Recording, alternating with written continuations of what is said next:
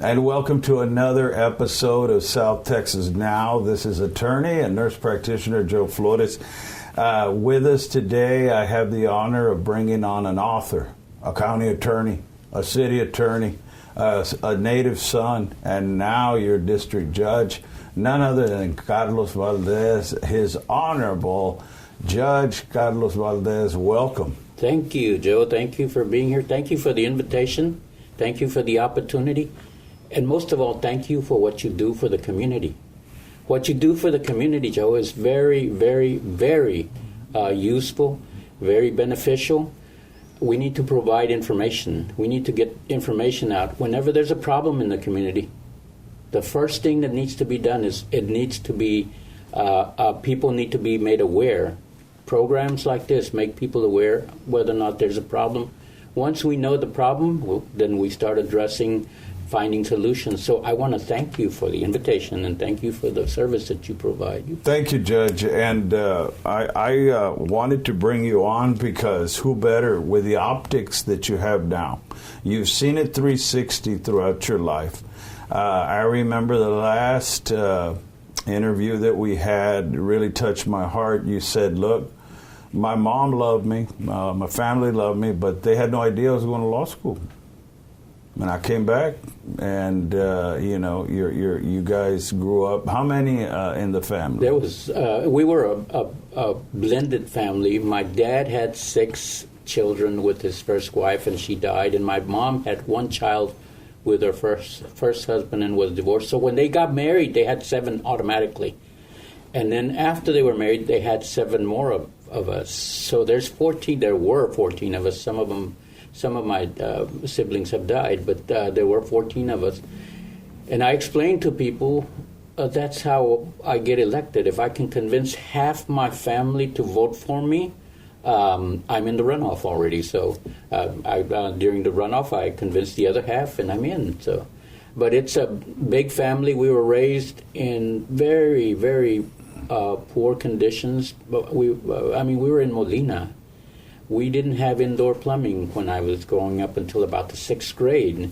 So it was very difficult, although at the time, Joe, we had no idea that it was difficult because everyone around us, everybody, was in the same boat. So when I started telling people, when you're young, they ask you, what do you want to do? And I would tell them, I'm going to be a lawyer.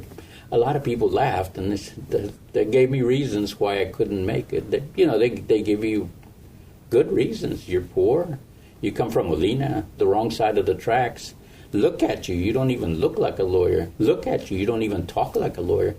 So I listened, but I didn't believe them. I understood a long time ago that if I want to do something, and it's something good, not something bad, it's something good.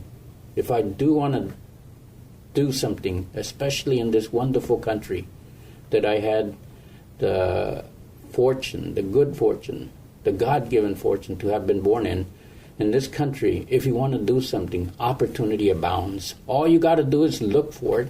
Most people don't understand that opportunity doesn't just come to you and sits there and says, here I am. You have to go look for it. You have to go knock on doors. And you can't just go to one door and knock on it and they say, no, we're not going to help you, and they close the door. Okay, it can't be done. No. You got to keep on and knock on every single door, knock on more doors.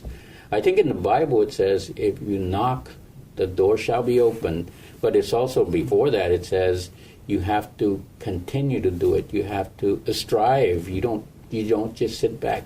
The action is within you. You take the action, and in this country it is possible. And I found that out a long time ago. It is possible if you want to do it. If it's something good, and number 2, if you're willing to make the sacrifices. It's not easy. It's simple, but not easy. You got to make sacrifices, a lot of sacrifices. You've got to give up things that, as you're growing up, they seem to be very, very important. But as you get older, you understand they're not that important. But you have to give those up and dedicate yourself to whatever it is that you want to do, and it works. When you went off to law school, let's talk about that era. We're talking about the era of the Tony Canales, one of the best trials I ever saw was both of you all going against each other. But Romeo Flores, Albert Huerta, all these men who went to law school that compared to you guys, I had a cakewalk going. All of y'all were going back in the 60s and 70s. What was it like in law school back then? In the 70s, when I went to law school, mid-70s to late 70s, it was very difficult. For Hispanics, it was difficult because there was so few of us. There were so few people that we could point to and say, that's what I want to be like, and he looks like I do, or is the same color, complexion as I am, and that's what I wanted to do. Very few role models that we could point at in the community and say, that's what I want to do. So we sort of had to make our way through the process to try to achieve what we wanted to achieve. Now, I understood that some of the doors that would open for me easily had been very difficult for the people who went before me. Really? People had struggled to have those doors of opportunity open. It wasn't just as easy. And now the people who come after me, I'm hoping have an easier time than I did in opening these doors. That's one of the reasons I ran for office in the first place, was I wanted to be in a position where I could open doors for certain people. And this is what I'm talking about. When I was growing up, my parents were afraid to go to City Hall. They were afraid to go to the county courthouse because they seriously believed that if they went there and asked questions about taxes or asked questions about law enforcement or asked questions, that they would probably be arrested. They really believed that they weren't allowed there. This was from a long time ago. Don't ever go there because there's a possibility you're going to be arrested. I saw that growing up, and I said, we need to get in positions where we can open those doors and invite people in. Don't worry. We speak Spanish. We understand what you're saying. Come in and talk to me in Spanish if you want.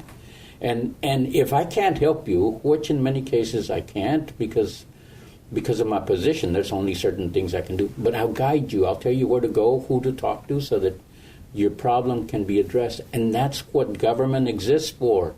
Government exists to help you with your problems. And I didn't see that growing up, so I wanted to change a little of that and make the doors open, not just for people with problems, but also for the people that came after me, who, when I was struggling, I didn't want the people who came after me to go through those same struggles. Make it easier for them to do whatever it is that they want to do. Well, Judge, I never heard you on commercial, have you been injured, stuff like that. I would see you as a little boy on TV, and you were already in the district attorney's office when I was growing up. Right. What happened was I ran for county attorney when I was 29 years old, and I was elected county attorney. I was county attorney for 8 years, and then I ran for district attorney. And I was elected district attorney. I was district attorney for 17 years. That's a very difficult position because there's some very, very difficult decisions that have to be made that make some people very angry with those decisions. So it's very difficult to keep that position. But I kept it up until the time that Angel Escobar, the city manager of the city of Corpus Christi, when I was in the DA's office, came and talked to me for about 3 months and convinced me finally to retire from the DA's office and go work as city attorney. So I became city attorney for the city of Corpus Christi for 4 years. I've held the top legal position in each one of those organizations, and also was the first Hispanic in those positions. But there's nobody else who can tell you they were district attorney for 17 years, that they held those 3 positions, that they were the first Hispanic. So I'm very proud of all those things. But the proudest thing that the thing that I've done that I'm proudest of is that I've opened the doors for other people. At one time, most of the judges in Nueces County had worked in my office, either in the county attorney, district attorney, or city attorney. And even now, if you look around, the majority of the judges who are on the bench all came out of my office. It was a gateway. That There's no doubting that. And that is the thing that I'm proudest of in what I've done in the last several years as a public servant. When Mike Westergren hired me, Mike Westergren was the county attorney. Mike Westergren hired me as an assistant county attorney, and the first day I started, I prosecuted a DWI case. Just took the file and went and picked a jury. And when I was right in the middle of the trial, I just had this feeling, this epiphany, that this is what I'm supposed to do. And since then, that's what I've been doing, serving the public, being a public servant. Well, the floor is yours. Before we take a break, we've got people watching from all colors, creeds, and everything. It's on YouTube on 5 platforms, 5 channels.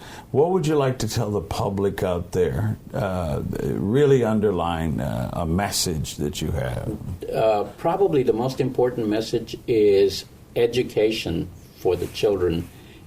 Very, very important. I really believe that the solution to every single problem that we have as a society, as a community, is education. And I always stress that we need to educate our young people. We need to bring them up. We need to give them in the right direction. And a lot of people, Joe, I'm worried that many of our younger people coming up don't look at public service as something that they want to do or they want to get engaged in. And public service may not be very lucrative in terms of money, but it is very rewarding in terms of who you are and how you approach life. I've always been very well rewarded for, not monetarily, but by the way people react to me in public service. Well, you're watching Judge Carlos Valdez, former district attorney, former city attorney, and much more. And when we come back, we're going to learn more about the man, and we're going to talk about some of his cases and some of his experiences that you may or may not have heard about, but you will when we come back.